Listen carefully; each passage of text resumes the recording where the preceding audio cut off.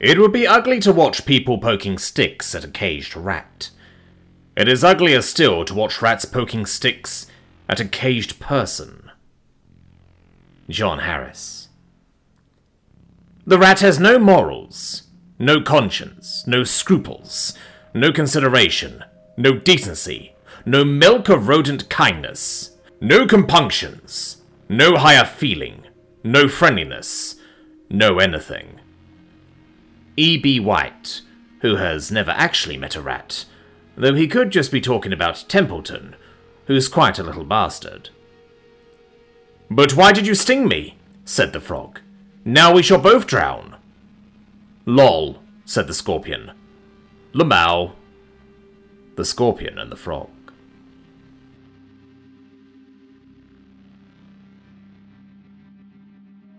The Skaven, both singular and plural, are technologically advanced ratfolk in the Warhammer Fantasy and Age of Sigmar settings.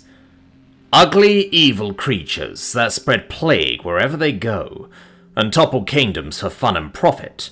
You will be hard-pressed to find a more unlikable race out there. Much like the orcs, they're so excessively over the top that it's pretty funny. Skaven are said to be the most evil race in the entire setting, and that's no idle claim. For all the Empire, Bretonnians, Dwarves, High Elves, Wood Elves, and Lizardmen's many flaws, and make no mistake, they are numerous, each of them has at least some claims to genuine heroism that keep them out of being villains. Undead are either mindless automata, executing their programming, or, for the majority of intelligent undead, capable of genuine love and altruism.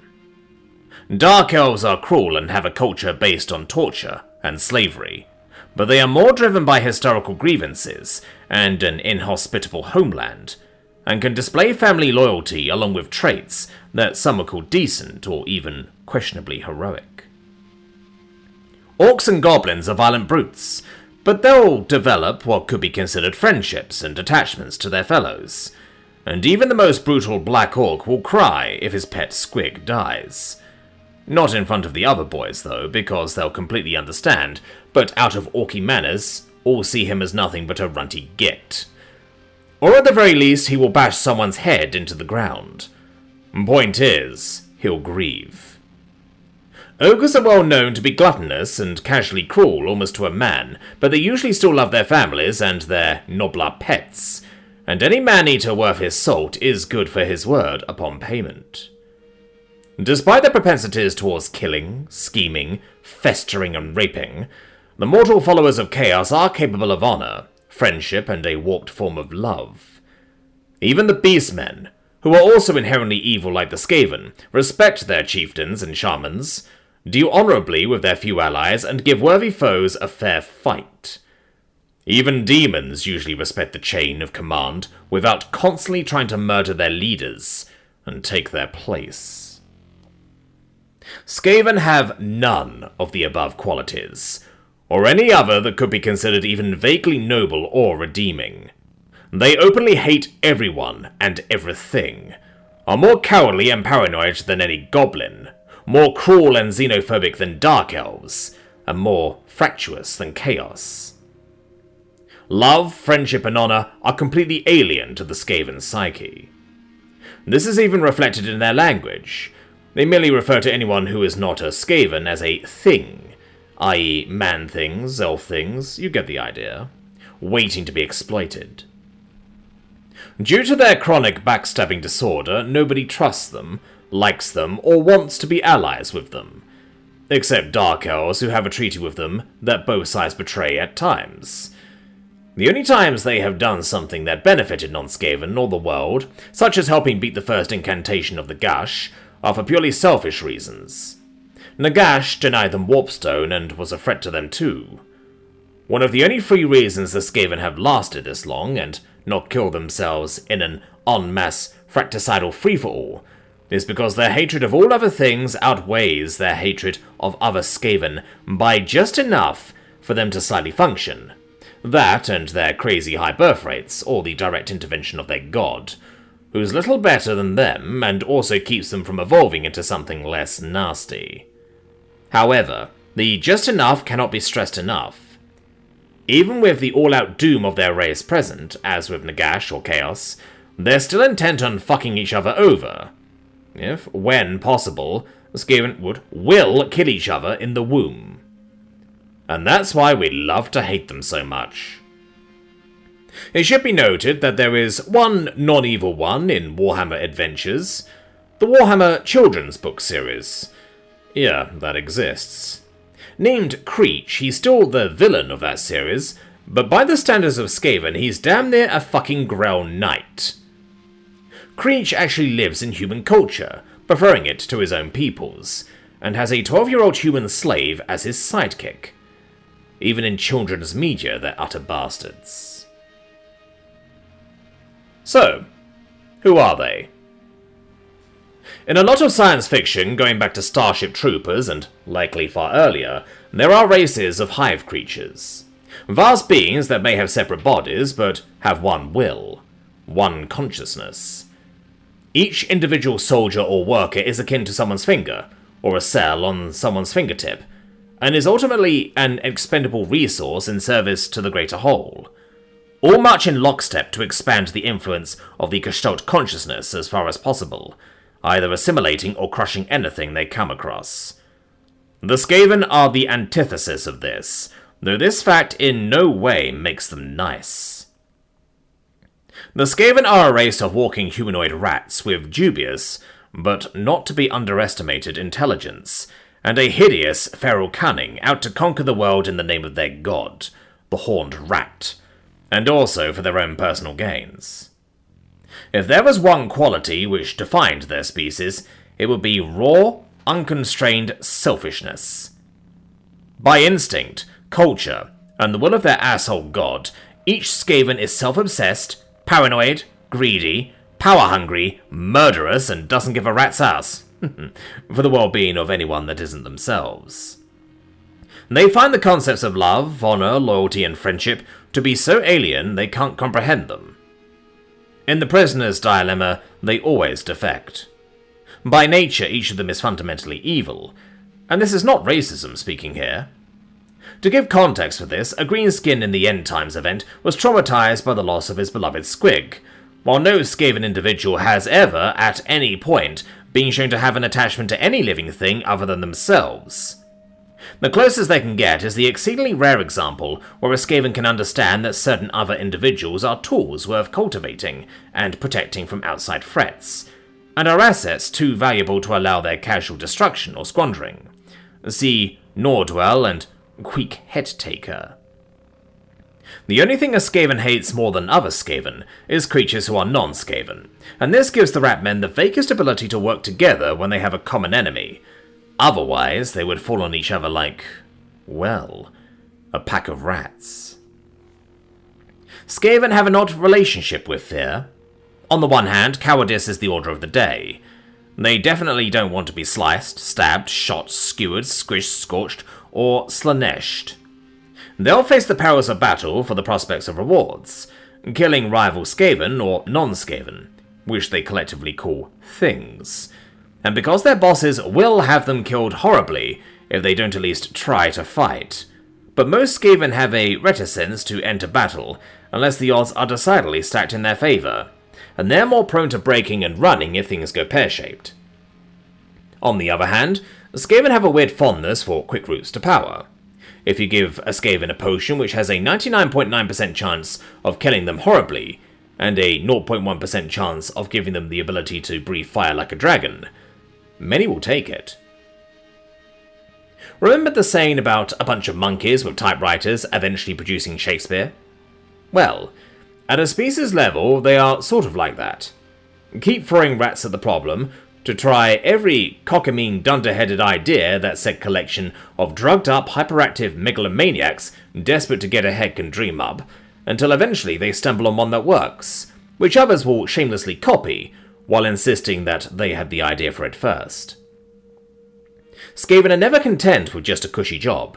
Cozy 2-bathroom burrow in Skaven Blight suburbs, and 2.5 pups to raise or eat if they don't get at least B's in Skaven school.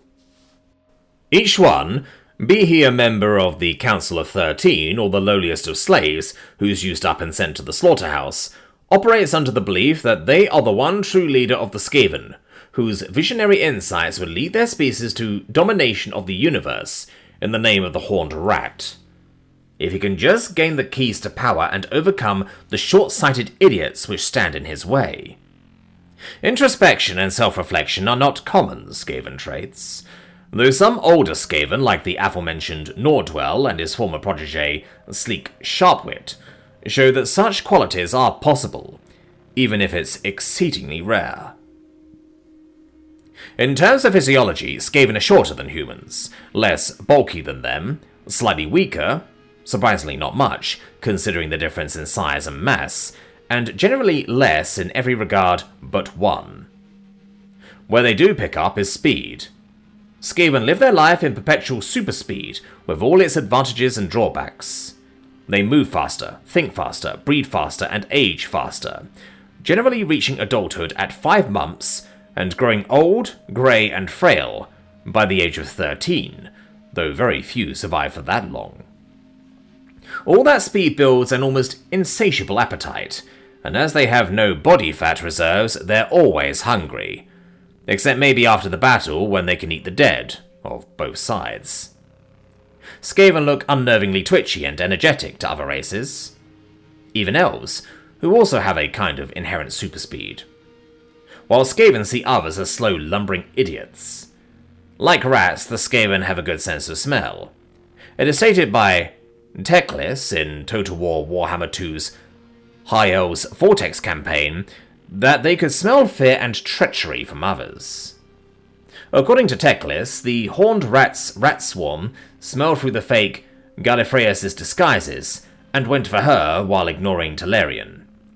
This being said though, storm vermin, who are consistently well fed and trained, tend to grow to the height and weight of a healthy man, which may imply a Skaven actually may be generally capable of growing to the dimensions of normal men, but few of them get fed enough to achieve this. They live in a massive underground empire known as, well, the Under Empire, with the Horned Rat being the God Emperor, ironically far more successful than the Other Emperor, which spans through the Warhammer world like the Underdark. The only regions it fails to reach are Uluthan, because it's a giant floating island, and Atholoran, because the Skaven diggers get murdered by tree roots or the soil itself refuses to be touched. Its capital is called Skavenblight, and is also one of the only visible signs of Skaven from the surface, because it is such an indescribable shithole. Up until it was teleported to another dimension post-End Times. It's still a shithole though. No one trusts them, quite rightly, and few other races resist killing them on sight, which is reciprocated in kind. They are more numerous than any other race in the world, and only one enemy keeps them truly in check. Themselves. On a very amusing note, the Skaven are one of the rare examples of a race of furries actually liked by most of TG, because they aren't furries. Furries are the result of people role-playing as animals, but still undeniably human, with human characteristics and personality. Their self-insert fantasy fulfillment Mary Sue's. The Skaven, on the other hand, are big fucking vermin that are a reflection of our selfishness, duplicity, and filth. And given the behaviour of actual rodents, they're certainly more man than rat. Yeah, that's right. Skaven would be better if they were more like actual rats and less like humans. Lab tests show a rat will generally help another rat if trapped, whereas Skaven would just laugh or maybe eat them. Depending on your POV, they may even be a caricature of the modern human rat race. Rat men that literally live in their own filth and always trying to get ahead, no matter how many other rats they need to backstab. Overall, they're the opposite of furries. Unless your deepest, most depraved fantasies involve being ravished by a horde of vermin, that is. Warhammer Fantasy. Rodents of unusual size? I don't believe they exist. Free Company Sergeant Roberts. Last words before being killed by a rodent of unusual size. No one knows where they came from, but it is suspected Tzeentch had a hand in their creation using warpstone, a hideous amount of mutation, and generations of breeding with normal rats. That is to say, breeding rats with other rats, not Tzeentch breeding with the rats. That's more Slaaneish's thing. The 7th edition Lizardmen Army book states that they came about during the Great Catastrophe. Dwarven mythology instead explained the Skaven as being the product of Scavor, son of Gazul and cousin to Grimnir, who was cast out for not having any aptitude with stone and metal, but in his exile took up flesh crafting, and swearing vengeance on his bloodkin. There is a poem in the Skaven Codex dating all the way back to their first codex in 4th edition, called The Doom of Kavzar, written in universe by an author in Telea, the Warhammer world's equivalent of Italy. It offers what is generally accepted as the most concrete explanation of their origins. To summarize, humans and dwarves lived together in a city called Kavzar, and decided to build a noble bright Tower of Babel ripoff to thank the gods for their prosperity. But even dwarf engineering couldn't complete it. So they got some mysterious grey-clad stranger, whom the Skaven refer to as the Shaper, to complete it, in exchange for him being allowed to add a giant bell as a dedication to his own gods. Upon completion, the temple sealed itself shut, the stranger disappeared, and terrible things happened after the bell rang 13 times. The weather turned bad with constant warpstone-laced rain. People got sick, babies were born dead or mutated, crops failed, and rats multiplied while growing bigger and smarter. Older Fluff said the stranger cursed the city because the people refused to give him money for finishing the temple. Newer Fluff just makes him out to be evil and mysterious. Every day the bell rang 13 times. Rain became hail, then hail became meteor showers. The rats kept growing to the point that swarms of rats started preying on humans. Realizing things were becoming Dwarf Fortress, the humans asked the dwarves for help. The first time the dwarves turned them down after calling them wimps for complaining about rain.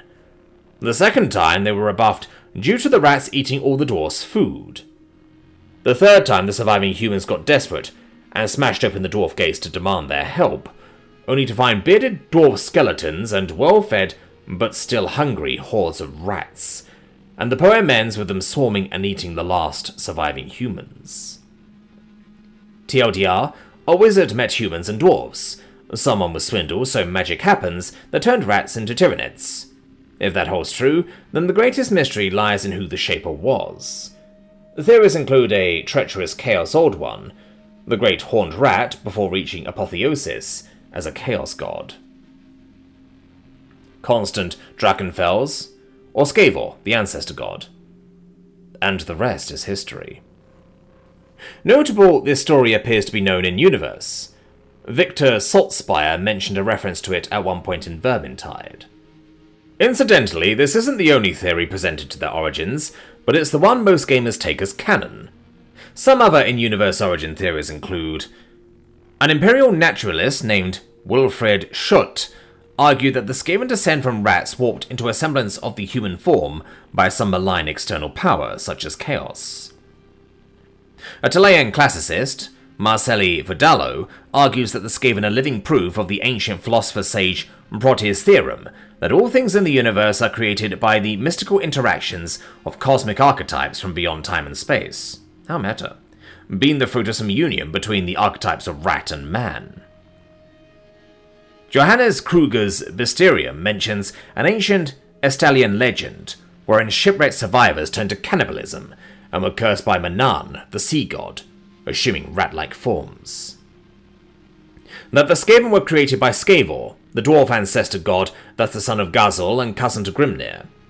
Lacking skill in shaping stone and metal, Scavor turned to flesh crafting instead and got exiled. He then turned himself into a hideous rat beast and swore vengeance on his bloodkin. Also, there are a few other origin stories. It is said that after their creation, Skaven spread across the world, learning many cultures, stealing technologies and magic techniques that could help them in their conquest for Skavendom or personal power. Namely, the clan Pestilens, who travelled southward and westward and ended up in Lustria. Clan Eshin, who travelled eastward and ended up in Cathay. Clan Mulder, who travelled northward and established a stronghold in some backwater hellish landscape known as the Hell Pit near Kislev and Norska. Further evidence that the Doom of Kavizar is the canon origins of the Skaven is that the poem's author was assassinated by means unknown in universe, and copies of the poem keep disappearing.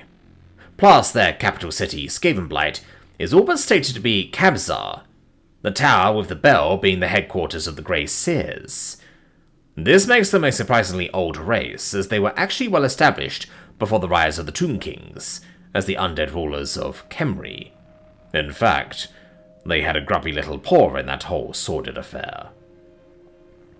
It was the Skaven that supplied Nagash with many slaves and warriors, such as savage orcs for him to kill and raise. It was the Skaven that helped Nagash to poison the River Vitae, unleashing a magical plague to devastate every living thing in Nehekara. It was also the Skaven who betrayed Nagash by assisting the human Alcadizar in his defeat, which resulted in the rise of the Tomb Kings, since Nagash was no longer around to control the dead Nehekarans. So aside from the Dark Elves who taught Nagash the lore of darkness magic, that would eventually evolve into the necromancy all vampires love, and the Nehekarans hate, the Skaven were the ones that supported Nagash, making him powerful and undefeated. This is because every time Nagash died, he respawned back to his Black Pyramid. Although it takes a fuckload of time for him to actually get up, it allows him to grasp the mortal world while preserving his existence. Also, the pyramid itself is near indestructible, so he has no need to trust anyone to guard it. In the end, they still betrayed him for their own selfish desires. Classic Skaven. The Skaven have popped out numerous times across history, trying to weaken the forces of order to favour themselves in the long run. For example, they appeared during one of the Norseman invasions, when Sigmar was still around. Fearing Sigmar's empire might threaten their very existence, they tried to use the invasion as an opportunity to destroy mankind, but failed nonetheless thanks to the dwarves that were blocking their tunnels. After that, the Skaven didn't lay a hand on the Empire until after their own civil war. It was at this time that Clan Pestilens developed a new disease called the Black Plague. Nice real-life reference, GW. Spreading it among the Empire's population. The plague not only killed and reduced its population to less than half the size of the generation before, it also killed the current Emperor, Boris Goldgather, aka the Worst Emperor, who was actually killed by an Eshin assassin Shuriken, but who cares, and every other corrupt noble in his hideout, and good riddance, some say.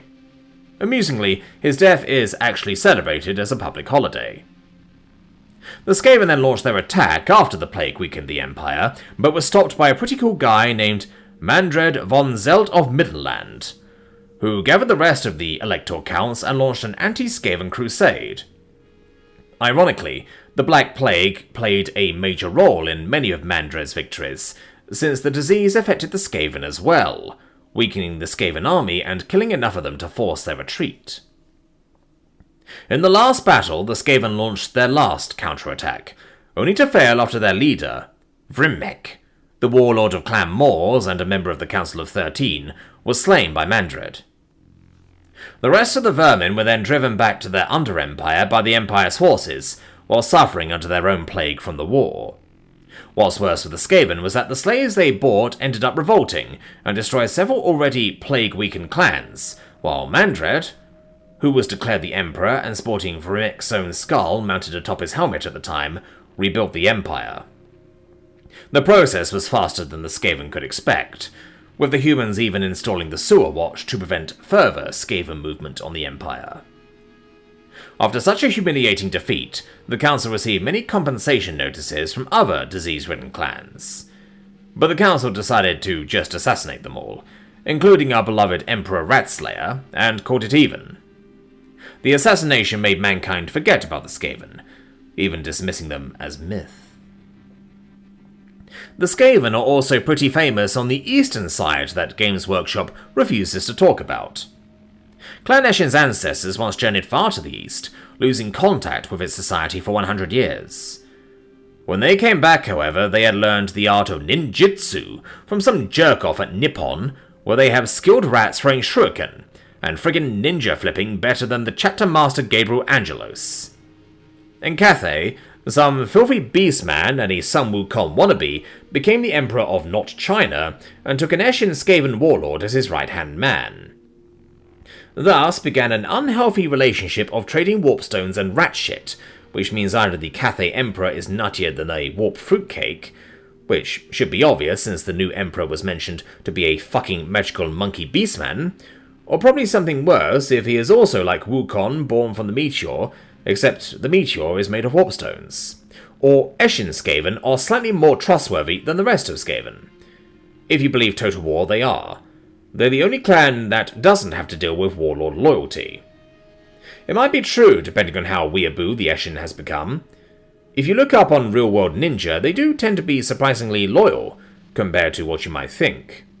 However, one could say that the Eastern Legion doesn't really have any experiences with Skaven betrayals. Plus, the Skaven did assist the Chaos Tools in the End Times to siege Cathay, meaning everything the Skaven did in Cathay was but a diplomatic ploy to fool the Cathayans. As if the Skaven aren't widespread enough, they have the operation worldwide. There is Clan Pestilence and Lustria, who like to infect themselves with diseases that Nurgle doesn't approve of, and throw feces at lizard things for the lols. Some of the rats made it into Nagaroth, probably as slaves or a few via the Under Empire, while trying not to provoke the wrath of the strongest mama's boy in Warhammer history. The only place they could never set their foot on would be Ulthuan, which is a giant continent that floats on top of the water, and obviously can't be connected to Skavenblight via tunnels. It's regardless just too scary for the rat things to deal with. Flame-spewing dragon things, elf things that shoot rains of arrows from far away, and mages that have the power to summon a giant bombardment of nukes from the sky. The Skaven themselves have no records of their origins, and do not particularly care about their past. As far as they are concerned, the only relevant historical eras are now, when we don't rule the world, and soon, when we will be ruling it. Of course, any given Skaven will be plenty interested in the history of his own life, but the history of the rest of their race is dismissed as unimportant. On day-to-day affairs, history is whatever the Council of 13 says it is, though it wouldn't be surprising if Grey Seers keep records. There is also something that's often overlooked. In spite of all their immorality, duplicity, and disloyalty, heresy is the one crime that is universally condemned among Skaven. To be declared a heretic is a death sentence and is not a threat even the Grey Seers use lightly. The biggest instance of a group of Skaven being declared heretics was the growing popularity of Clan Pestilence and the Plague Monks. While you could argue that this is because all Skaven fear incurring the Horned Rat's wrath, it's nonetheless notable insofar as that they share this one crucial trait with the dwarves of all people, especially considering the lengths Skaven will go to kill any heretic amongst their ranks. Age of Sigmar. The Skaven survived the end of the Old World by teleporting Skavenblight to another dimension. When the Horned Rat became the Great Horned Rat, he immediately drew Skavenblight into the warp and created more of his demons. What followed was a golden age for the Skaven. Where there was warpstone everywhere to be found, they had the direct blessing of the Great Horned Rat, and unlimited space and potential around them. Then they promptly did the impossible and somehow dug so deep that part of the warp collapsed into Skavenblight, which collapsed into the material realm, which is now made up of 8 nearly infinite planes made of the former winds of magic. Skaven now have access to all of reality at once, and can create realm-spanning gnaw-holes everywhere, from beneath Sigmar's throne to beneath Khorne's throne. As can be expected, the tunnels are not stable, and thus only the Skaven are willing to use them, as even immortal and deathless demons can somehow vanish into the space between spaces never to be seen again when Skaven are involved. This doesn't mean that the gnaw-holes are completely safe for the Ratkin, though. Just the process of constructing one of these interdimensional tunnels costs tens of thousands of life slaves, and when the gnaw-hole is complete, there's a good chance that the big brains in charge of the project were off in their calculations. So instead of tunneling directly into Hammerhall, you instead end up in the middle of nowhere, or an active volcano. Skaven have also had an exponential population boom, which is impressive considering they damn near outnumbered insects in the old setting, with the other races generally numbering in the millions, if not billions, and the Skaven numbering potentially in the trillions. Each of the 4 former great clans from the old world is alive and kicking each other, each containing billions of Skaven and even entire clans. A 5th great clan is Verminous, an especially numerous and martial clan. The techie, monstery, sneaky, stinky niches were taken, so someone's got to make storm vermin their thing. However, Scry, Pestilence, Moulder, Eshin, and Verminous were not always the only great clans. In the Age of Myth, there were said to be as many as 13 great clans. Probably more like 9 or 10, but the Grey Seers rounded up. What happened to the rest? A couple of examples. Clan's Tshirt attempts an invasion of Thandria, a Sigmarite nation.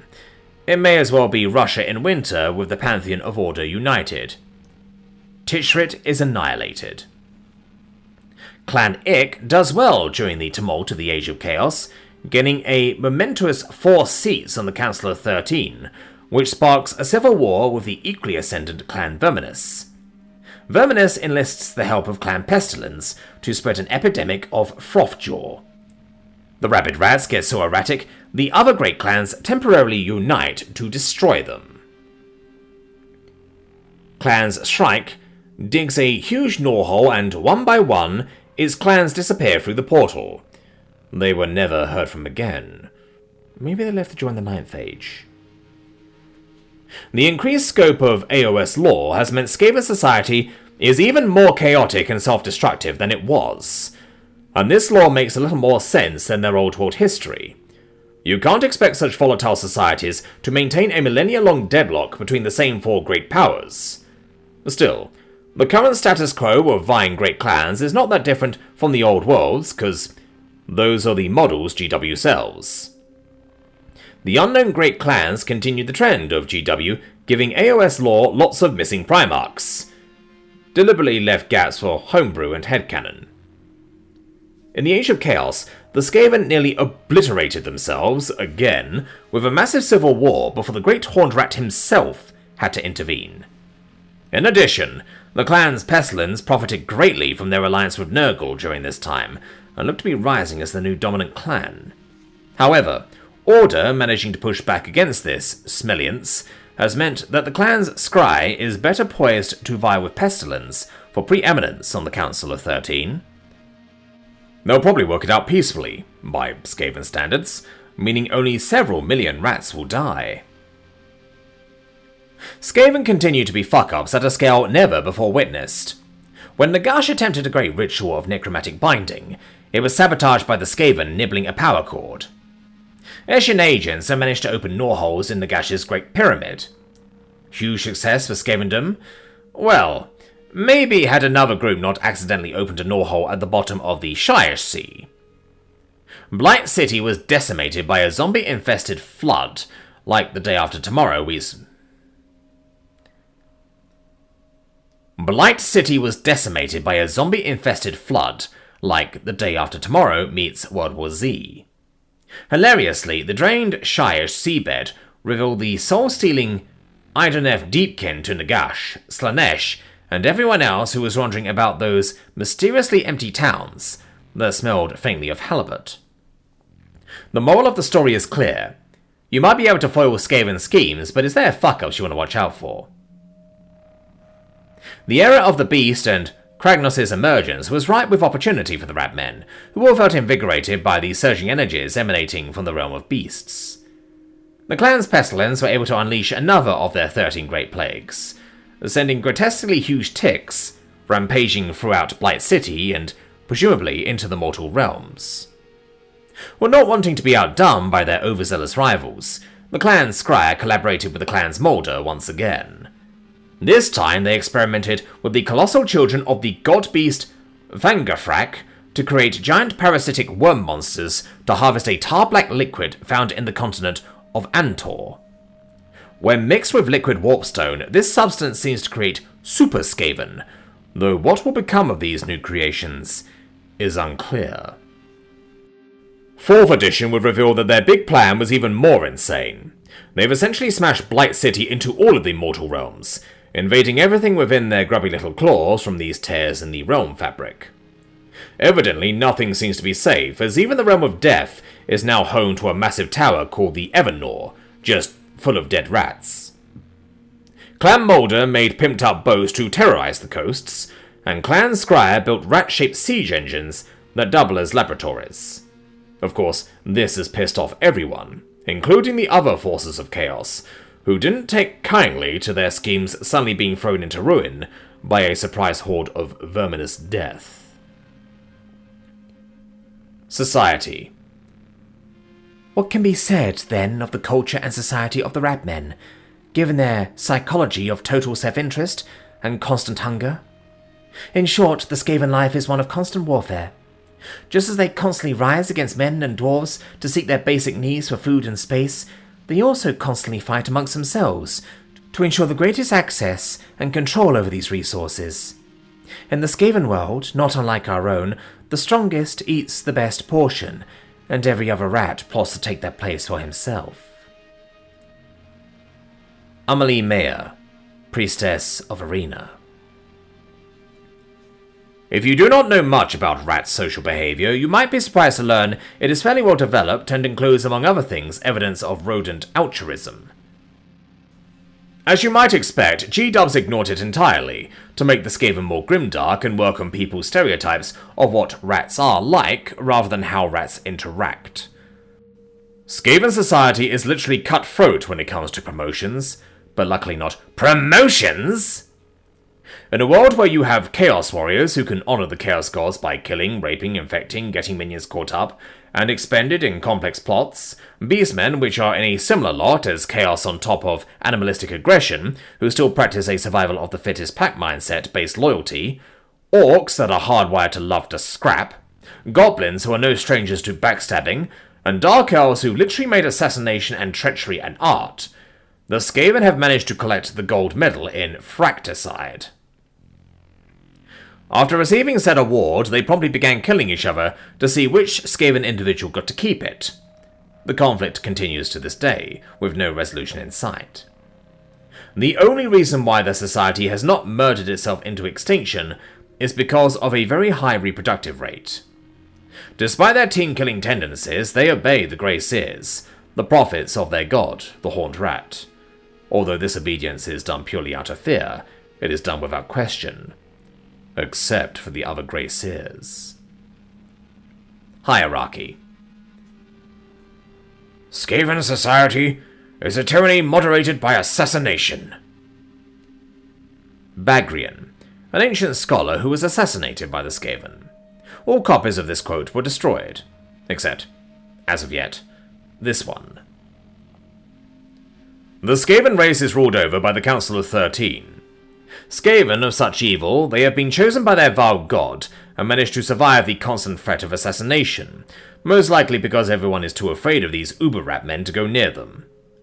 Although they squeak big about their plans for world domination, they are generally too busy trying to outdo and kill each other to implement said plans. Despite the name, there are only 12 councillors.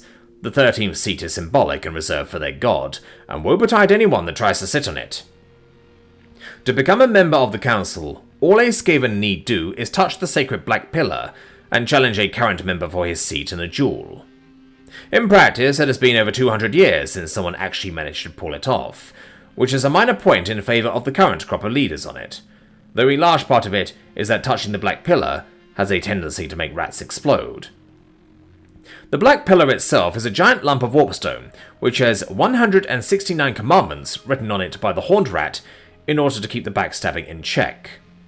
In true Skaven fashion, all of these commandments are so vague and open-ended that the only true commandment that is taken seriously is don't get caught. Beneath the Council of 13 are the Grey Seers and the Warlords.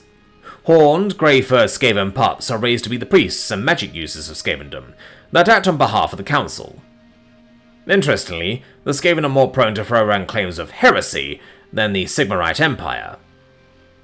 Not showing proper reverence to the Horned Rat brings down his wrath on the offender and everyone around him, so they take a dim view of anyone who misses their services.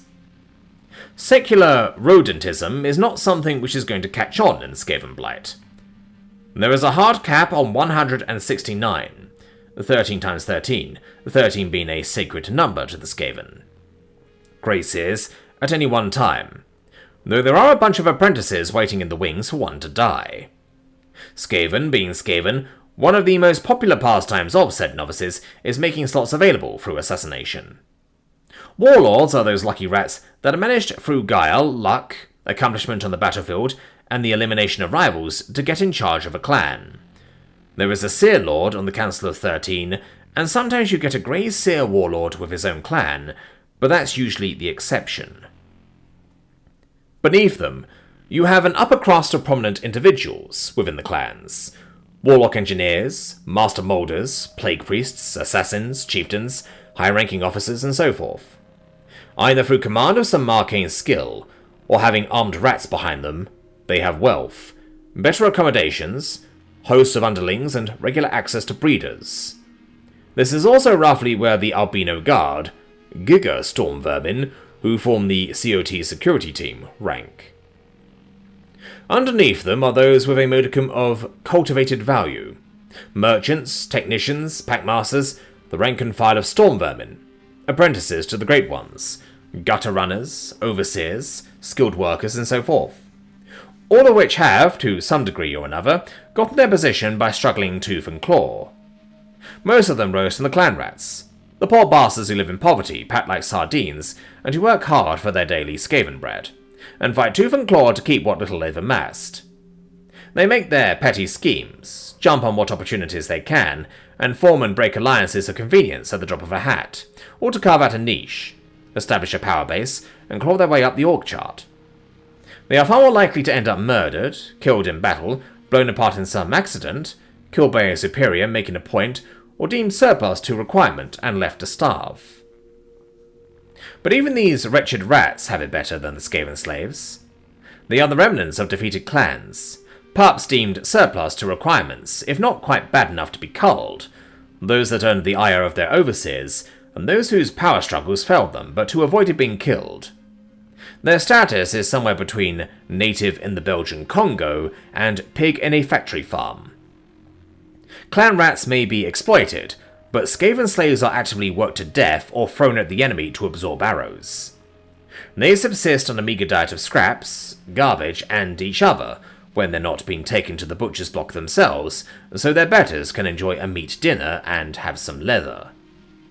The best they can hope for is that a good deal of their superiors fuck up and die, or that their clan conquers another, leading to enough shoveling in the org chart that they can get promoted to clan rat status.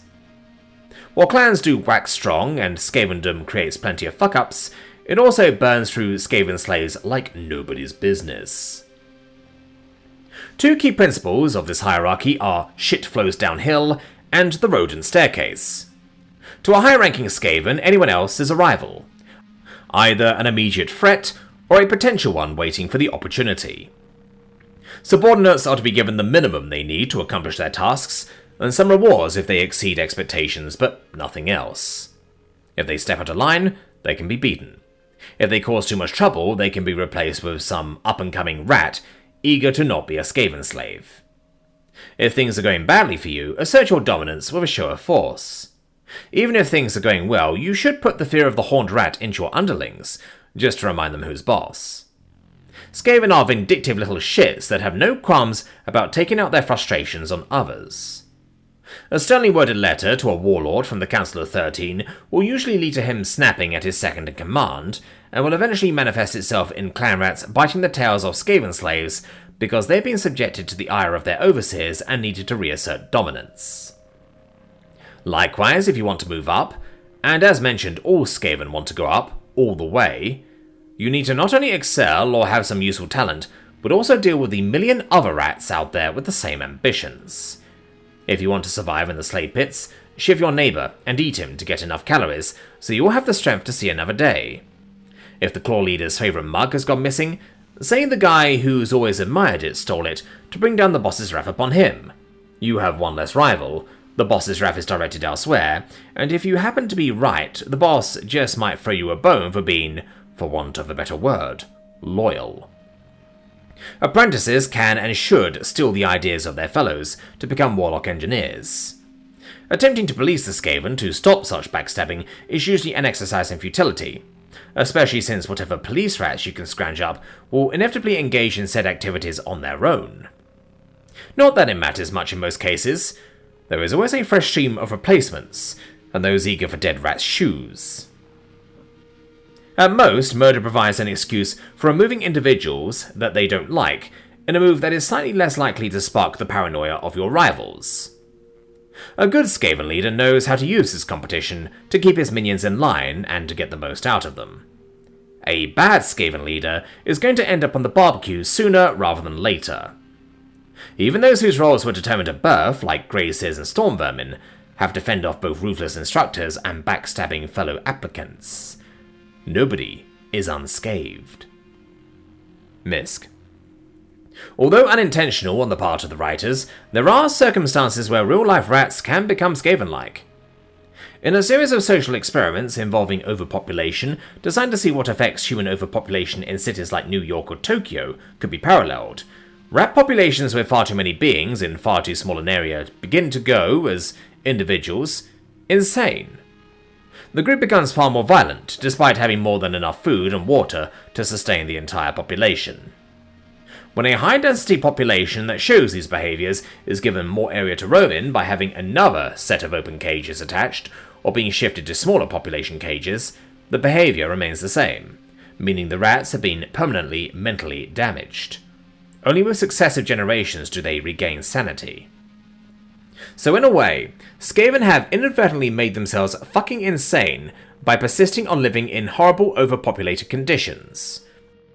Theoretically, Creech from Warhammer Adventures shows that saner and more level-headed, if not necessarily less evil, generations of Skaven could emerge if the species got access to more room and better conditions, and was completely removed from its old environment, and the previous rats who inhabited it.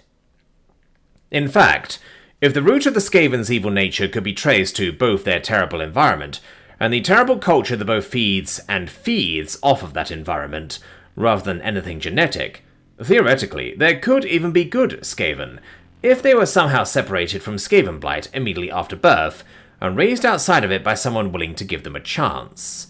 However, seeing as how the primary engines of Skaven reproduction are heavily guarded in the very heart of Skaven blight, and literally every other race in Warhammer is hardwired to kill the mangy rat bastards on sight, and with fucking good reason, such a thing will almost certainly remain purely theoretical. Especially since all that trouble would ultimately amount to little more than proving a petty point, with little to no real payoff beyond making the horned rat personally pissed off at you. Then again, there are some that might find that outcome a goal in and of itself. Funnily enough, in real life, the common rat is actually highly social, friendly, adaptable, clean, curious, and even altruistic. These traits are also displayed in wild populations, not just the human pet rats, fancy rats. One could imagine the Skaven in some Noble Bright or Noble Dark Warhammer setting, basically outcompeting all the other races and then dragging them kicking and screaming, at least not the crazy ones, into some wider federation or empire, while turning the world into an atompunk, warpunk setting. Wait, this sounds awfully familiar. All the above said and done, you could justify an army of your dudes Skaven that are not as insanely batshit cutthroat as the rest, but unless you want to break the law and risk going full Mary Sue with them, your best bet would be to make them a pragmatic, lawful evil clan that may be in a slow process of healing from the aforementioned overcrowding-induced evil and lunacy. Armies. The rank and file. Skaven slaves. Large numbers of starved Skaven slaves are thrown at the enemy's front lines with crummy, scrounged up or improvised weapons to waste arrows, bog down enemy movements, and hopefully take down a few man-things by sheer numbers. Some lucky ones get to annoy the enemy at range with slings, which is sort of a luxury, as nobody else in the army can take them. But also sort of not, as they're strips of rat hide used to hurl rocks from the ground, making them the only weapon a slave can reliably make. Clan Rats. The basic rank and file of a clan with some armor and better, if still basic weapons. Swords, shields and spears. Better fed, more durable and less likely to run than Skaven slaves, they're good enough that you expect them to do a bit more than just absorb arrows and tire out the enemy's sword arm. Even so, they're still cannon fodder that relies on numbers against all but the crummiest of foes. Fortunately for the warlords, they are never in short supply. Various campaign supplements would expand on the basic clan rat, with unique variations for each great clan, like the rotten rodents of Clan Pestilence, who trade their shield for an extra hand weapon. Storm Vermin. Basic elite units for when you want something that has more staying power than clan rats. Black-furred pups are singled out to be soldiers. They get given extra food, ruthless Spartan way training, better weapons and armor than the common riff rats, and take some pride in their units, which means that they are less likely to randomly stab their fellow storm vermin in the back, and any failure to meet the standards is liable to get a storm vermin executed on the spot for not measuring up. They normally got a bully mentality. Cruel, mean, petty, and vindictive, along with an internalized need to constantly put on a strong face, pride in ability and station, and chest-puffing arrogance that mostly covers for the fact that they are still cowards at heart. The clans Moors and Richters are known for their particularly nasty regiments of storm vermin, and regularly sell themselves to the other aspiring warlords for a sizable sum. Albino Guard. The personal guard of the Council of 13, made entirely out of white-furred pups and given training that makes the storm vermins look like a walk in the park. Most of them are warlord-sized, with gear and skills to match. Unlike most every other Skaven ever, they're extremely loyal and obedient to their employers. Notably, they're all either trained or bred to never speak so as to protect their boss's secrets. Where they come from isn't certain, with suggestions including selective breeding by Clown Moulder, a private stock of broodmothers under the Council's direct control, or regular storm vermin just dyeing their fur white. Chieftain. The Skaven equivalent to a greenskin big boss or empire captain. They serve under the warlord as his enforcer and field commander. Usually it's from this rank that new warlords are promoted. Warlord. Also called Clawlords in AOS, warlords are not the best fighters of a Skaven clan, but the most cunning. They lead the ravenous swarms of ratmen into combat from the safety of the rear lines. They get first pick of any loot they come across, and play a constant game of 5D chess with their subordinates to make sure they keep their position and their lives. Specialists. Poisoned Wind Globadiers. An elite corps of Clan Scryer clan rats trained in the usage of special glass spheres filled with toxic vapors. They lob said orbs at hordes of enemy troopers, where they shatter, dispersing their poisonous payload into the air. To protect themselves, the Globadiers wear special breathing equipment on the common chance one of their globes is faulty. TWW2 introduces a more potent type of poison called the Death Globe, whose toxins are harmful even with the slightest of skin contact. In AOS, they are renamed to Globadier Acolytes and function as interns for the various engineers. Weapons Teams. Clan Scryer's bread and butter. A vast collection of various weapons, all designed to be carried by a pair of Skaven, and have a staggeringly high rate of explosive failure. The Warp Fire Thrower is a crude fire hose connected to a gas tank that spews a corrosive fluid that ignites upon exposure to air. It was created to melt through heavily armoured dwarven shield walls during their first wars against the Beer Things. Rattling guns are the Skaven's take on real-world Gatling guns. 6 barrels of rapid-fire warpstone bullets, all powered by a hand crank. Said cranking mechanism is prone to overheating and explosion should the gunners get too eager on the spinner. For more precise weaponry, the Warplock Jezzail provides. It's an oversized rifle held in place by a rickety shield and built to deliver lethal warpstone bullets into the heads of an enemy leader from miles away. A Doomflayer is what happens when you take the Green Goblin's pumpkin bombs and turn it into an armoured chariot. These bladed balls were originally meant for tunnel clearance and mowing down pesky dwarf battle lines. Similarly, the Warp Grinder was also initially made for utility purposes, serving as a quick means of excavating new underways, though it was soon repurposed for drilling into armoured units and bastions. Finally, the Poisoned Wind Mortar, the grown-up version of the Globadier, these mini-artillery pieces launch lethal spears of toxic fumes across the battlefield to choke the lives out of enemies, though it is the only weapons team to not make the jump to Age of Sigmar for some goddamn reason. And naturally, there's also the Death Globe Mortar in TWW2 as well. Rattling Warp Blasters. Following years of practically fuck all from GW, they finally got something new in the dawn of AOS 4th edition, proof that they can actually develop. These are essentially big Gatling guns mounted onto rolling platforms that the lesser slaves have to wheel around. Night Runners. The Initiates of Clan Eshin. Having yet to fully grasp the importance of discipline, stealth, and basic fucking patience, they run headlong into enemies, throwing sharpened metal stars and knives at them.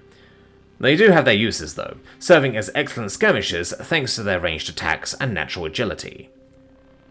Gutter Runners. Those lucky few Night Runners who survive their first battle and learn how to stand still are soon claw-picked to become Gutter Runners. These elite teams are the main agents of Clan Eshin, you'll find. Often hired for sabotage, espionage, eating fromage, and of course assassination. TWW2 adds an even more elite variant of the Gutter Runners called the Death Runners, who are noted for having zero armor and simply dodging most attacks. Assassin. Pretty straightforward. Picked from the most elite of Gutter or Death Runners, these expert killers are so feared among the Under-Empire that rumours spread about them having special abilities, from squeezing into a coin-sized hole to having a poisonous shadow. Outlandish that may sound, Clan Eshin isn't one to confirm or disperse these rumours. Unlike the Dark Elves who practice a similar art, these rats don't just kill on the battlefield either. They will poison wells, burn supply wagons, and slit the enemy's oxen's throats. Eshin Sorcerer. One of the ninja clan's better kept secrets. In addition to being rigorously trained in the arts of murder and sabotage like the other initiates, these Skaven are capable of wielding their own unique magic called the Law of Stealth, likely a mixture of shadow magic and the standard Skaven Law of Ruin. As expected, the Night Lord doesn't want too many people to know about their existence, Grey Seers in particular, so much so that they vanished from the lore and tabletop for a while, until TWW2 brought them back into the limelight. Packmaster. Part slave driver, part animal tamer, Packmasters are adepts of Clan Moulder who specialise in the care of their menagerie of beasts. Often recruited from the meanest bullies, they are cruel and relentless with their whips and spiked prodders, which double as a means of defence, as well as a way to encourage their monsters to fight harder. Some also are known to carry large snapping claws on polearms called thing catchers, which they eagerly use to grab new test subjects whilst on the battlefield. Giant Rats. The most common or simple of Clan Moulder's monsters. They're just big-ass rats, usually the size of a small domestic dog. They are herded into massive swarms by their packmasters to drown the foe in furry bodies. Pox Rats. A step up from the giant rat, these boar-sized rodents are commonly used as mounts for various Skaven leaders, though as their sickly name suggests, the plague priests of Clan Pestilence are particularly fond of them. Rat Ogres. The premier product of Clan Moulder. For a fusion of Skaven, Ogre, and countless other beasties, a hulking monstrosity was born. Ill-tempered, violent brutes who serve as shock troopers or bodyguards for Skaven armies. Like actual ogres, they are very strong but also quite dumb. Despite this, they can be equipped with several rudimentary upgrades and weapons for more specialised needs. Storm Fiends. During the end times, Clan Scryer improved upon the base Rat Ogre and created something even more dangerous. By welding a secondary brain via a tiny-ass Skaven slave to the beast's back, they can now operate more advanced weaponry, such as warp-fire projectors, shock gauntlets, rattling guns, and many more, while still keeping the same base-level instincts and loyalty they are known for. Brood horrors. What happens when you cram a bunch of starved pox rats into an enclosed area and leave them alone for a while? Well, eventually only one of them remains, having swallowed whole all of its packmates and bloated to monstrous sizes. It has now become a brood horror, a hideously mutant creature that's either used as a standalone monster or as a mount for the most daring of warlords. Hell Pit Abomination. And you thought the brood horror was grotesque? Named after the capital warren of Clan Moulder, the Hell Pit Abomination is a Frankenstein fusion of leftover body parts, machinery, and gallons of liquid warpstone given unholy life. No two abominations are quite alike, though they all have the general shape of a massive multi-headed centaur rat. Plague Monks. The zealous followers of Clan Pestilence. Less armoured than a clan rat, these ragged devotees rush into battle with filth-encrusted robes and rusted blades, while chittering prayers and wishes to the horned rat. Each one is infected with enough viruses and sickness that just being in the vicinity of them is detrimental to your health. They gladly throw themselves onto foes to smother them in corruptive ilk, and often carry tomes full of various litanies and vows to their pestilential deity. Plague Censer-bearers. The more rabid plague monks, who don't become plague priests, will often be given the privilege of carrying large censer flails that are blessed with filth and constantly emit toxic fumes. They then rush headlong into combat, swinging their weapons to create a noxious cloud of gas, invigorating their brethren and smouldering their enemies. Much like the similar in-concept Night Goblin fanatics, plague censer-bearers have a short life expectancy, as the fumes are so toxic that it can even kill the rats of Clan Pestilence, albeit very slowly. Plague Priest. Looking more like champions of Nurgle rather than Skaven, these pox-filled vermin are the heads of the Pestilent Brotherhood. They lead vast congregations of sickly followers on a holy mission to corrupt the world in the name of the Great Horned Rat.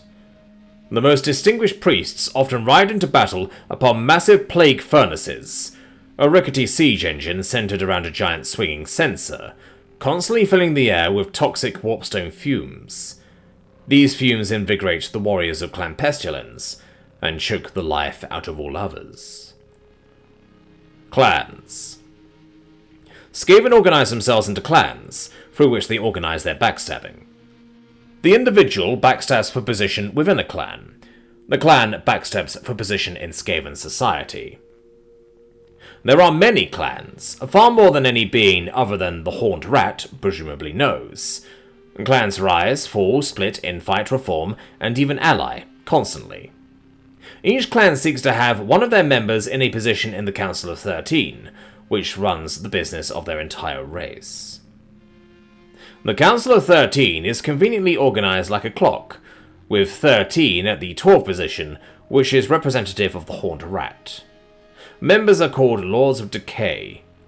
Each position is more powerful within the Council based on their proximity to the Horned Rat, so the Lords of Decay at the 1 and 12 position are the two most powerful, 2 and 11 behind them, while the Lords of Decay at the 6 and 7 positions are the weakest. Each Lord of Decay can outright veto the position of the one opposite them.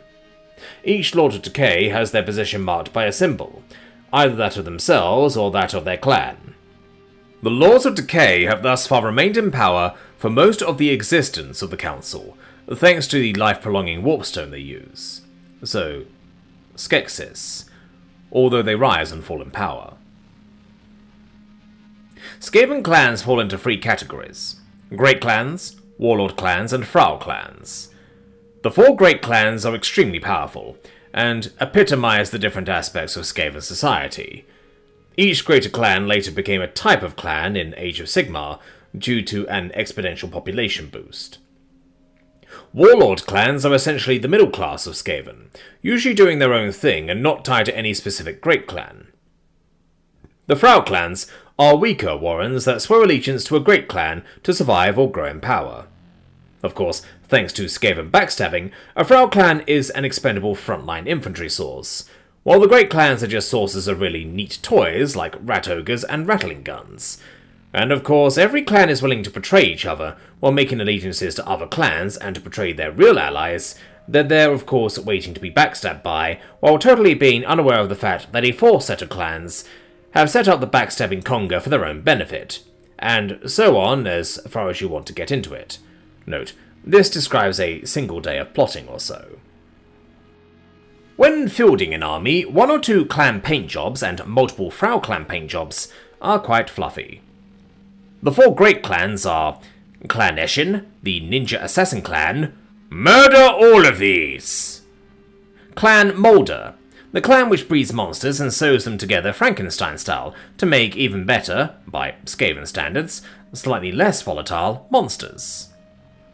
Clan Pestilence, the founder of the Pestilent Brotherhood and the largest and most powerful Pestilent Brotherhood member.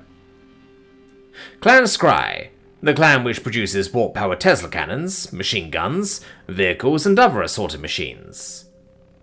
Clan Verms, the clan that Clan Molder replaced and Clan Pestilence betrayed to get on the Council of 13, specialised in utilising the various invertebrates of the deep underground places of the world as weapons and tools for Skavendom. Giant scorpions and swarms of venomous insects were their main military contribution, with worm oil for lighting being their main non-military contribution.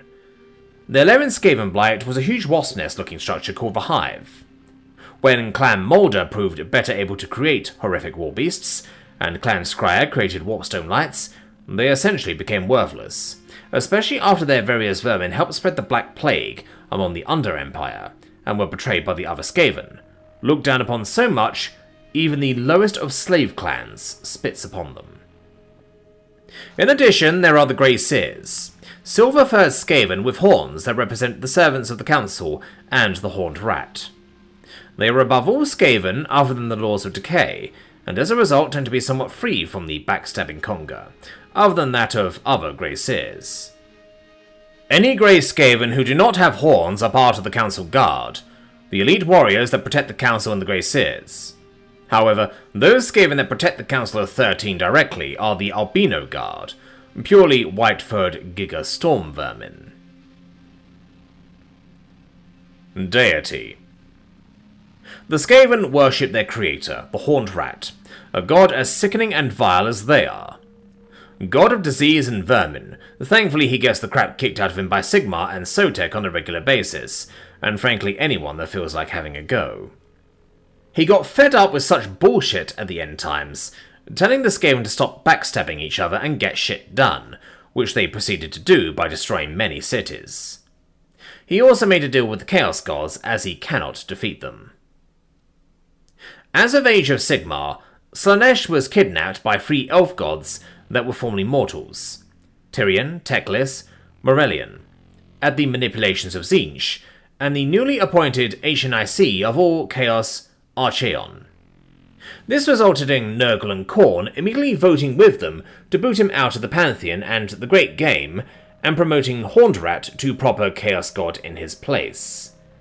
Horned Rat immediately renamed himself Great Horned Rat, but found out that the big kids table was full of backstabbing arseholes with absolutely no respect for each other, and somehow even less for him. When the Chaos Gods gave Archaeon their blessings, Archaeon rejected the Horned Rat's blessings and spat directly in his face for daring to presume GHR can bless the self-righteous ass that is Archaeon. Though this could just be Archaeon not having absolutely abysmal standards, although he does have a track record of pissing off folks trying to work with him. Magic. Skaven wield a form of dark magic fueled by warpstone, and derive from their own inherently corrupt abilities.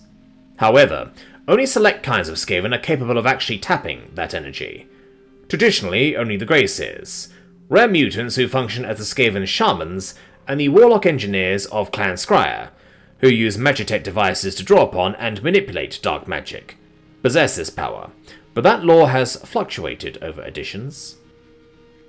In 2nd edition, Skaven debuted in the Ravening Hordes book, where there was no mechanical separation between the casters.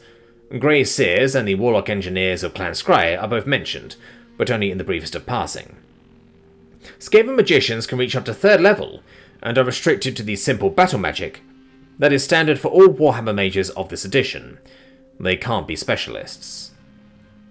3rd edition saw the first real expansion of Greyseer and Warlock Engineer lore. On the tabletop, there were names for different ranks of the standard Skaven magician.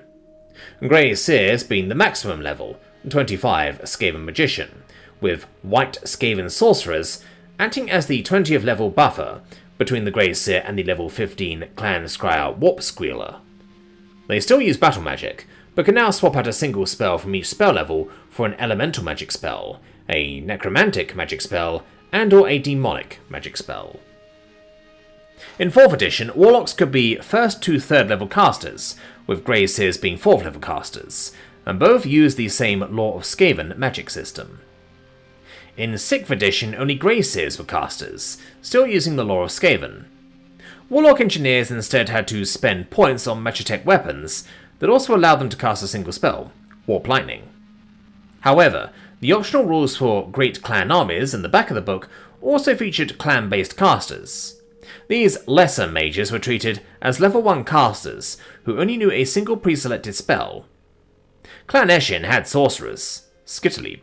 Clan Pestilence had Festering Chantors, Pestilent Breath, and Clan Moulder had Harbingers of Mutation, Vermintide. Clan Scryer's Warlock Masters could still only cast Warp Lightning, but could try and cast an 11+ variant that was much more powerful. Children of the Horned Rat, the Skaven sourcebook for Warhammer Fantasy Roleplay 2nd edition, tweaked the Skaven's magical arsenal. It gave them 3 distinct Skaven laws, with Clan Scryer's Warlock Engineers having no direct magic, but instead being able to build their own Warpstone-powered magitech, kinda like how dwarves got rune magic. The Dark Law of Warp, used by the Greyseers, covers most of the traditional Skaven magic spells, like Warp Lightning.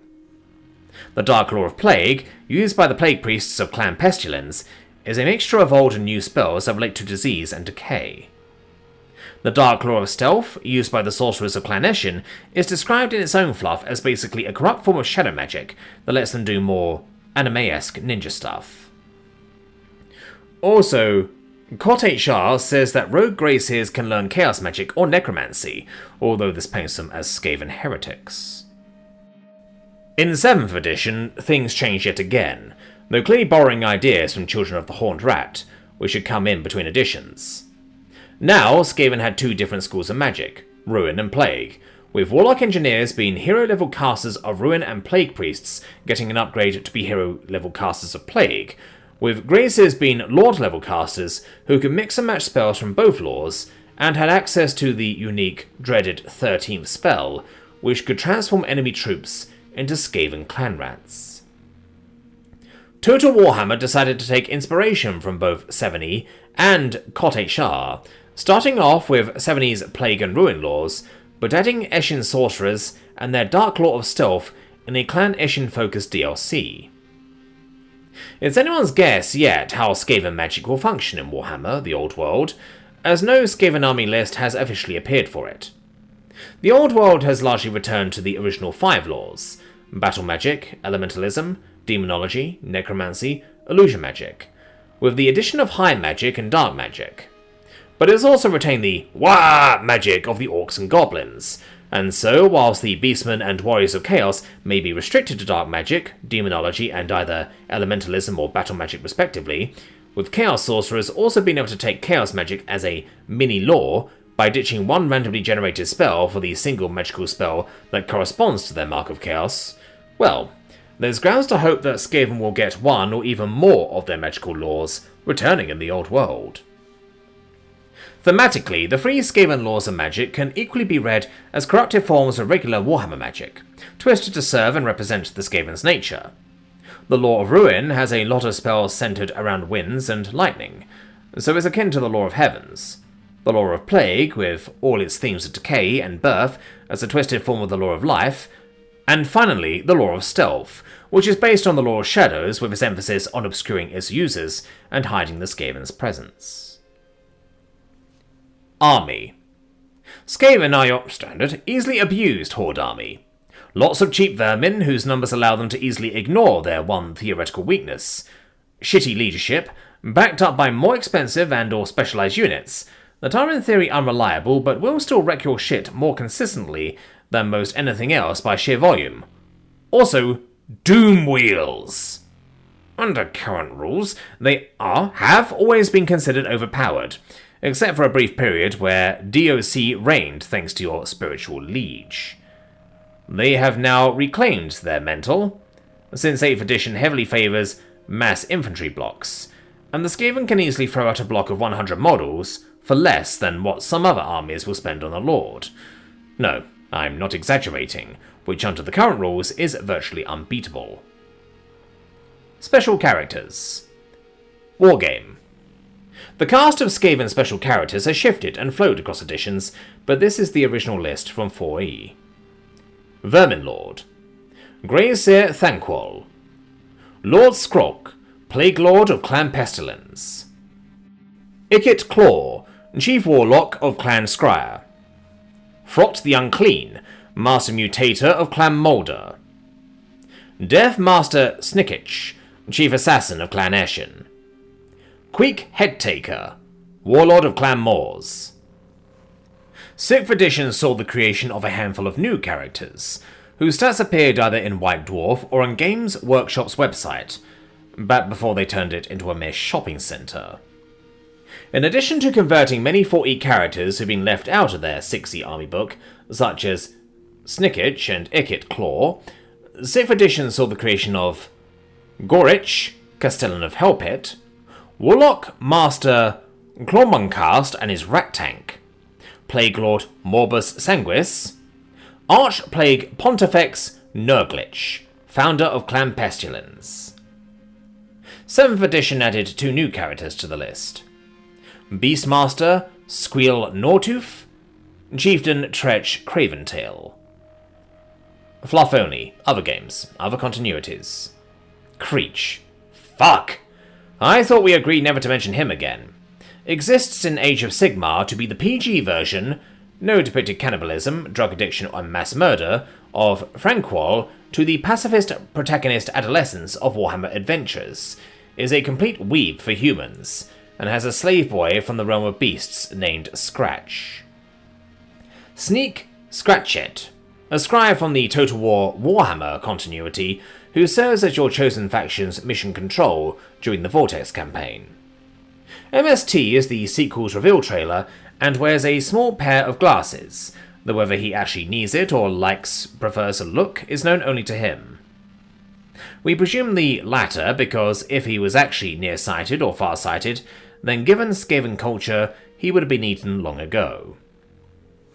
Volskreek, a Greyseer also from TWW and Sneak Supervisor, and regularly bosses Sneak around as all Skaven higher-ups do. After the Black Pillar foresees great things for the Horned Rat, Volskreek's put in charge of mobilizing the Ratmen to do their god's bidding, but the Greyseers also working on orders known only to the Council. Fun facts. They consider the number 13 to be lucky or holy. This is a reference to how 13 is seen as unlucky in Western society.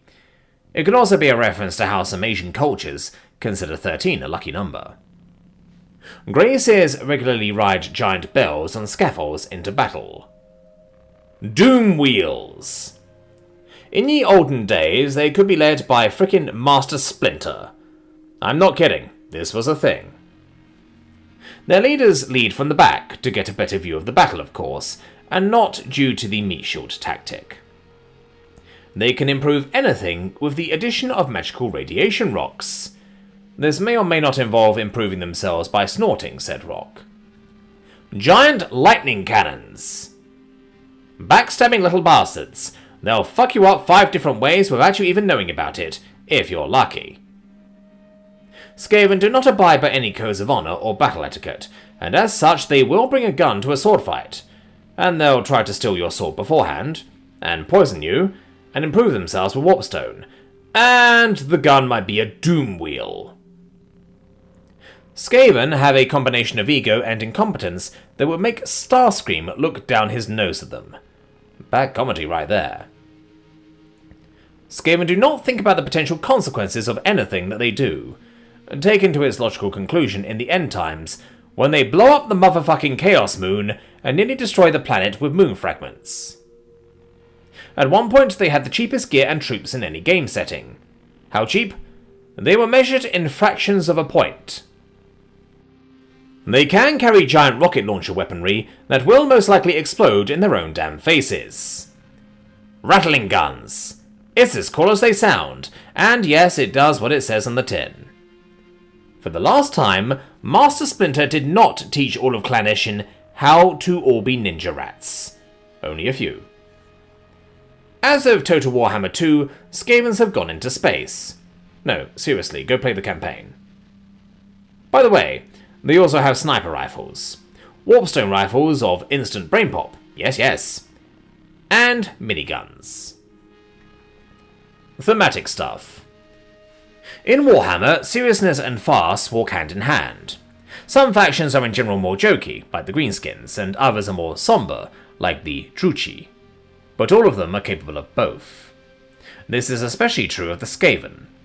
On the one hand, they're a malignant horde of self-centered sociopaths, where every twisted manifestation of this fact is explored, driven on by a malevolent deity, spreading underground like a cancer that surges forth to lay waste to the realms of men, leaving nothing behind but ruins and gnawed bones, and they are ultimately responsible for bringing about the end times. On the other hand, there are species of cartoonish rat guys with mad science superweapons, ninjas, and convoluted plots that often blow up in their filthy faces with odd verbal tics which can, despite it all, sometimes be, well, cute. Ugly cute, but cute nonetheless. The Skaven have no direct counterpart in Warhammer 40k. This is not unprecedented, after all. Neither do the Lizardmen or Vampire Counts. And on the same note, you don't have any Tau or Tyranids having raves in Athel-Loren keeping the Wood Elves up.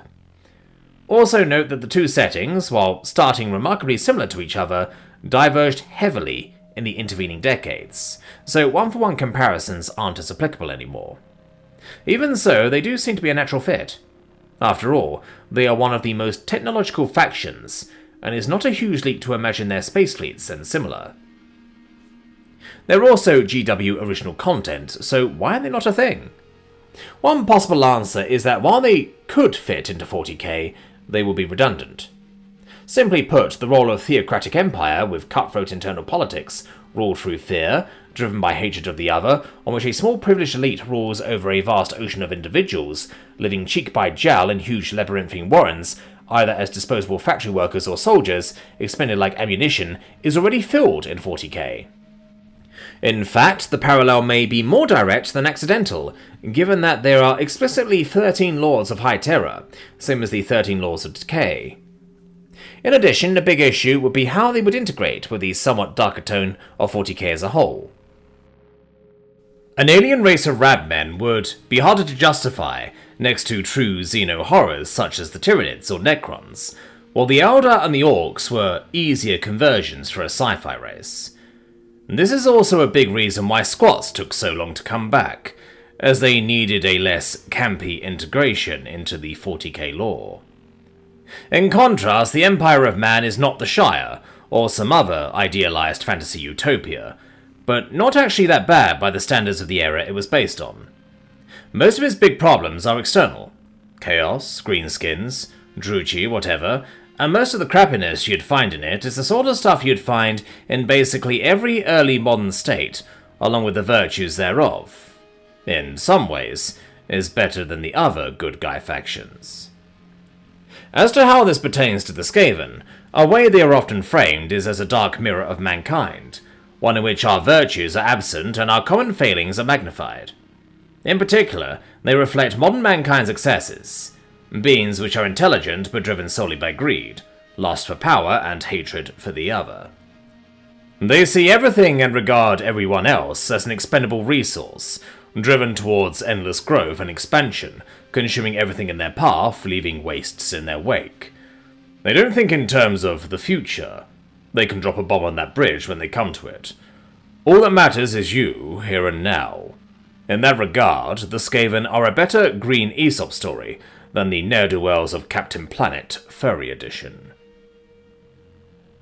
Die, man-things! The above sentence clearly illustrates the quirks of Skaven language, which is titled Queekish. They often say certain monosyllabic words twice. Words like die and full are popular. Skaven are also known to link similar related words together. Some people believe these things should only be done to the most important part of a sentence. However, in some official works, such as Total Warhammer 2, these quirks are applied seemingly at random in Skaven speech. Notably, Queekish is only how Skaven communicate with each other, and also incorporates olfactory components into their language. Pheromones and literal urine are mentioned to be as important to Skaven as non-verbal communication is to humans, which is also why Skaven as a whole stink to high hell. When speaking to members of the other races, they more or less try to talk in a second language, so the doublespeak may just be a Skaven expression of a foreign accent. Also, they often end the name of a species with the suffix things, so men are man-things, dwarves are dwarf-things, etc.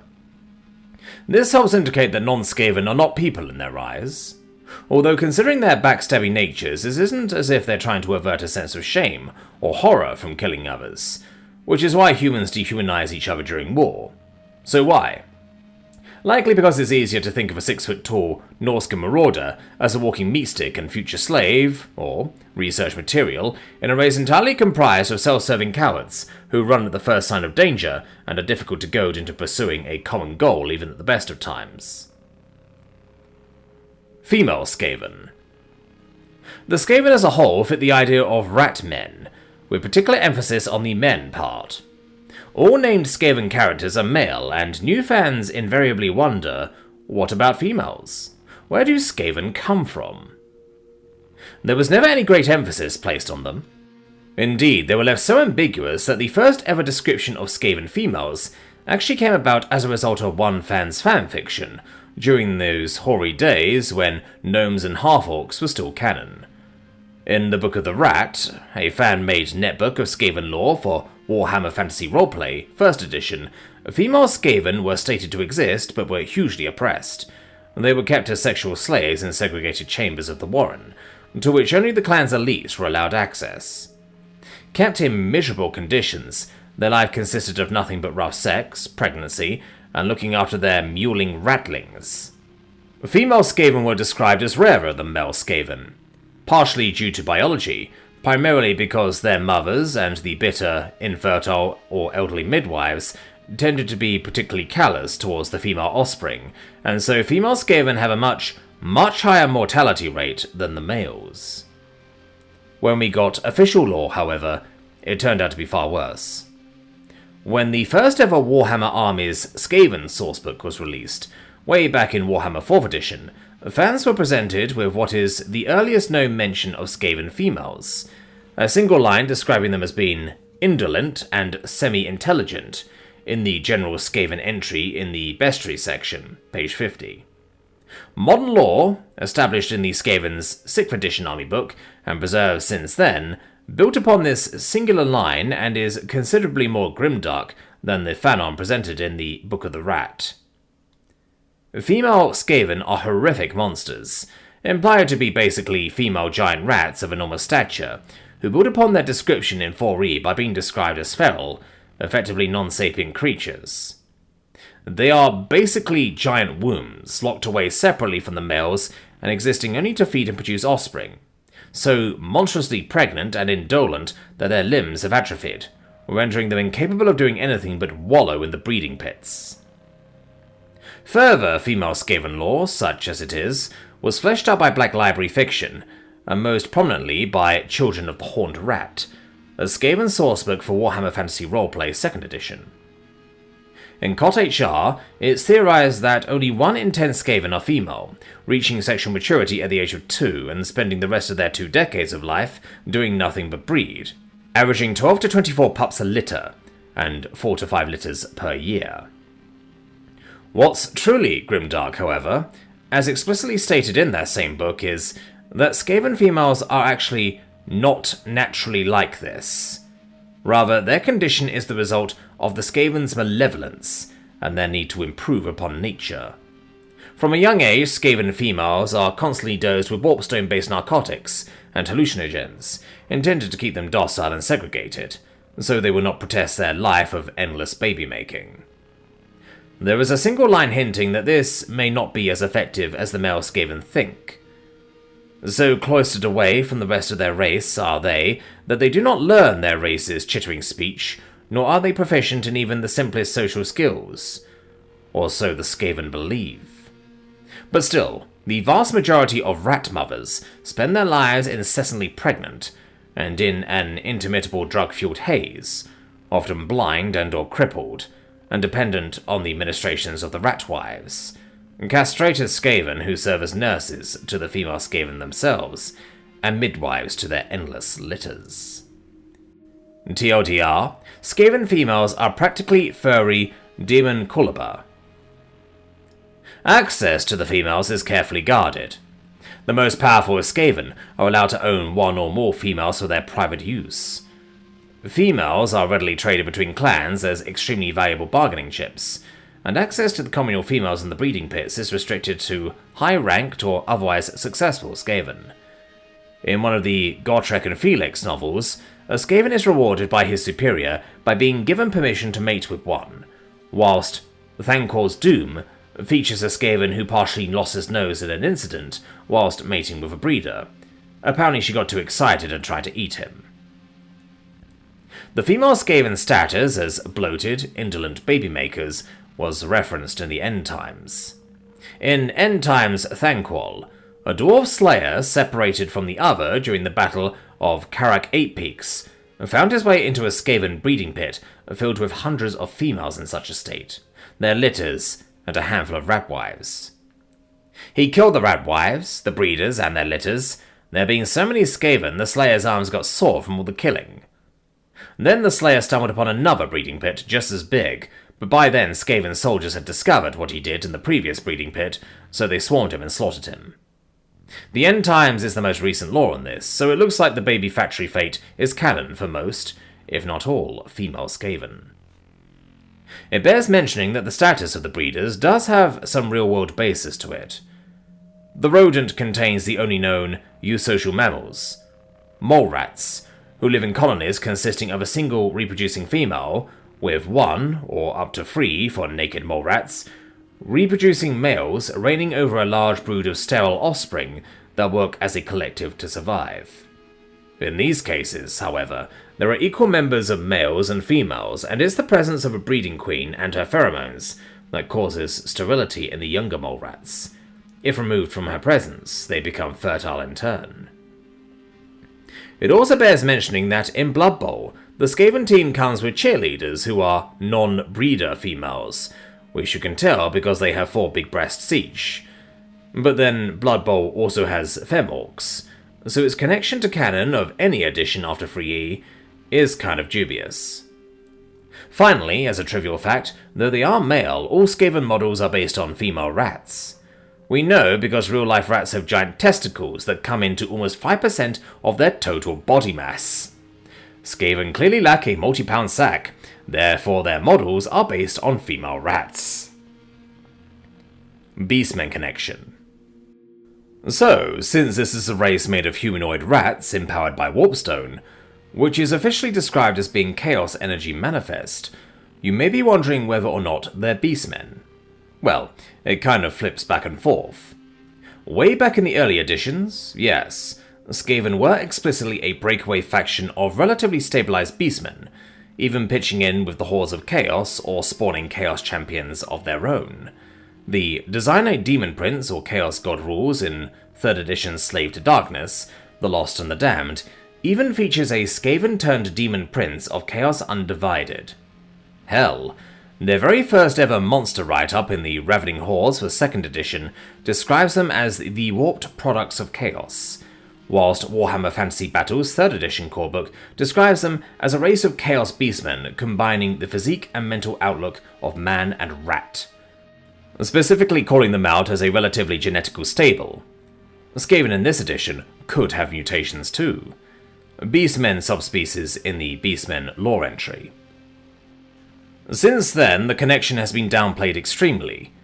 The Empire generally describes Skaven, when they acknowledge they exist, as just beastmen who happen to look like rats. But there's no official connection between the two other than the fact that Grey Seers have horns that signal them as important, a classically beastman trait, and that both are animals mutated by chaos stuff. Children of the Horned Rat, the Skaven splatbook for Warhammer Fantasy roleplay, does note the existence of Grey Seers who have turned to chaos magic, as well as necromancy, who are regarded as heretics amongst the rest of their kind. Some fluff blurbs imply that Skaven are to dwarves as beastmen are to humans. They do share a lot of traits: craftsmanship ability, pride, vindictiveness, and skewed gender ratios, though twisted and or exaggerated on the Skaven side. In WFRP 1st edition, it was stated that a spell that removes Chaos Taint could turn a beastman into a human, if that beastman survived having all that taint burned away. While the description didn't say what would happen if it was used on a Skaven, following the logic of this paragraph would say that using it on a Skaven, and said Skaven managing to survive, would turn it into a dwarf. In Age of Sigmar, with the two factions technically now united under Chaos, there still doesn't seem to be much kinship between the two groups.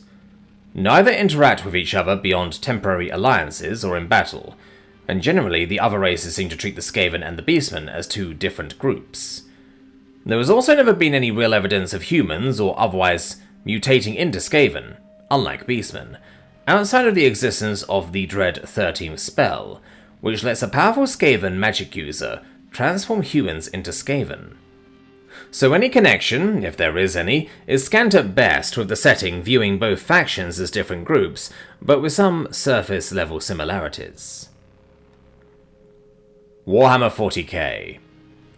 While no direct space Skaven exist, there are rat-like mutants described in the fluff, rat-worshipping cultists in Necromunda, and the app-humans called Ratlings, who, while being more halfling than rat, could be argued as a successor. Additionally, there is of course nothing to stop a player from proxying Skaven into a 40k army. Many aspects of Imperium society are analogous to Skaven society. His people are uneducated, amoral xenophobes who are mass-bred and treated as currency, and are also the most numerous in the setting. Furthermore, many of its people live in a poor and massively crowded environment called a hive, where they practice cannibalism, corpse touch, due to the shortage of food. The Imperium's major institutions also mirror the Skaven's four major clans in many ways. Super Soldiers, Space Marines, created using fleshcraft and brutal training in the most immoral way possible. Super Assassins, Officio Assassinorum, that can silence anyone, be it foes, misbehaving bureaucrats, commanders, or traitors. Technology specialists, Adeptus Mechanicus, who have no idea on how their technology works, with most of their inventions being made out of two older inventions combined, engineered from ancient blueprints, STC, or stolen from Xenotechnologies. Fanatically loyal religious zealots, Ecclesiarchy, who almost doomed the Imperium with a massive civil war, Age of Apostasy. On top of it all, their figurehead, the God Emperor of mankind, was a man with nigh godlike power who had demigod-like sons and commanders in the form of the Primarchs working for him. Interestingly, Rabute Guilliman is the only active Primarch in the Imperium. Not anymore, and he is the 13th son of the Emperor. Coincidence? I think not. BAM! Heresy! Lastly, there are the Tyranids, 40k's version of Ungodly Numbers faction, crossed with the Ogre Kingdom's motivation to eat everything in sight, though for different reasons. The Hrud used to be the Space Skaven, as in giant diesel punk rat people, but that was pretty much retconned. They look different now, on the rare occasion they are mentioned in the fluff, so the only actual Space Skaven are the Vir Min from Warpath by Mantic Games. Their models aren't the greatest things ever, but have a great potential for conversions into stuff for Clan Scry and Warlock Engineer stuff for fantasy. Jess Goodwin once made 40k Skaven concept arts a while back, but sadly they did not go anywhere. It looks like the recent Skitari model releases may have taken inspiration from the Skaven aesthetic, though not gameplay, with their many steampunk-styled weapons, most notably the Transuranic Arquebus, and Regium Jezzail. Alternatively, the Genestealer cults are a particularly close match gameplay-wise, with lots of ambushing troops and monsters backed up by armor and artillery. There was also the species X10198.RK, a Fantasy Flight Games attempt at adding Space Skaven to Rogue Trade. They were a species of ravenous, voracious ratmen, native to the world of Orn, not to be confused with Orn's world, which is populated with ratlings. Also, the Skaven once accidentally called the Eldar on their Farsqueaker. The Skaven were scared shitless when they heard a voice like an Else coming from the other end. Presumably the Skaven don't have enough numbers or high enough technology at the time of Age of Sigmar to attempt to travel through a Norhole to the 40k galaxy and utilize their usual antics without fear of being wiped out. Yet. More recently, in Darktide, the symbol of the Great Horned Rat can occasionally be seen, painted on the walls of the Nurgle cultist overrun Tertium Hive. Though whether this is meant to be an actual hint of their presence, or just an Easter egg to Vermintide, they are both made by the same developers, is speculation at best. In March 2024, GW released new Beastmaster model for Necromunda. With it, a small pack of mutant rats. Besides the obvious rat connection, these rats have some features that a lot of players saw as being very Skaven-y. Models. Skaven are one of the primary things in the Warhammer IPs that are actually unique to Games Workshop. As a result, it's hard to obtain miniatures for them from third-party companies, which is of particular irritation to Skaven players who want Skaven slaves to actually look like downtrodden Skaven, or those who refuse to give any more money to Games Workshop. However, Reaper Miniatures thankfully has begun to produce a were-rat range, which includes decent alternatives to rat ogres, assassins, a vermin lord, and even a female Skaven with 6 breasts, for those wanting to have the most unique warlord in the FLGS. This is in addition to the ordinary rat models, useful for spicing up scenery or large kits, or obtaining cheap rat swarms. These models are produced in the Bonesium material in the Bones line, which, while being prone to bending badly, is ludicrously cheap, and completely safe from being dropped from any height onto any surface. Notably, some have taken to replacing the parts notorious for bending, weapons, especially spears, and replacing them with kit-bashed weapons or even green stuff. As far as the metal range goes, Reaper also produces barrow rats which can be useful as pox rats, giant rats, or rat hounds. A further alternative source is Mias Miniatures, in particular their Vras faction of models. They have 2 warrior characters, more hamster-like than rat-like in proportions, but with a paint job serve as spectacular bloated disease-spreading characters, or just fat rat bastards. More importantly, Mias has 5 large creatures that serve as hell-pit abominations or as vermin lords. Flintfang, Killthing of the Infernal Pits, is preferred by some as an abomination for its less Akira and more Frankenstein appearance. Some praise or are horrified by its anatomical correctness. Backcracker, Gauze Horror, is an abomination looking more like some kind of mad science genetic horror, while Free Faces, the Verminous Horror, takes the basic Games Workshop abomination and replaces steam-powered with Tumor. Scarclaw, Rat Fiend, and Scarscaff, Vermin Fiend, are alternative Vermin Lords, and thanks to the monopose nature of the End Times Vermin Lord kits, make decent alternatives, or just sources of kit-bashing materials when fielding more than one.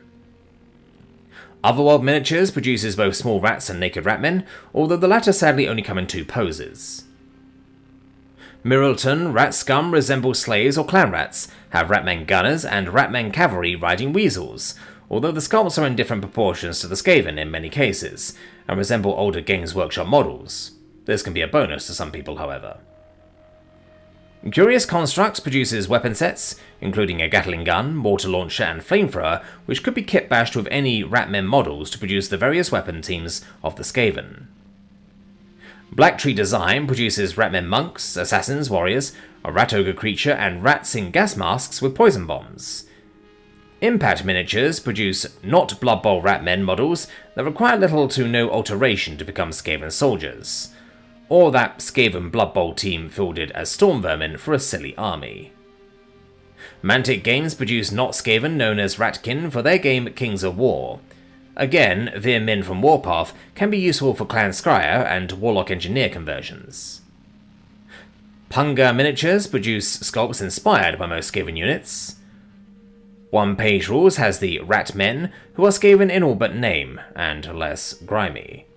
Of course, Screaming Bells and Plague Furnaces can be made with balsa wood, and the kinds of things one can find at any head shop or similar purveyor of hippie paraphernalia. In fact, building Skaven war machines out of junk akin to 40k orcs is totally acceptable.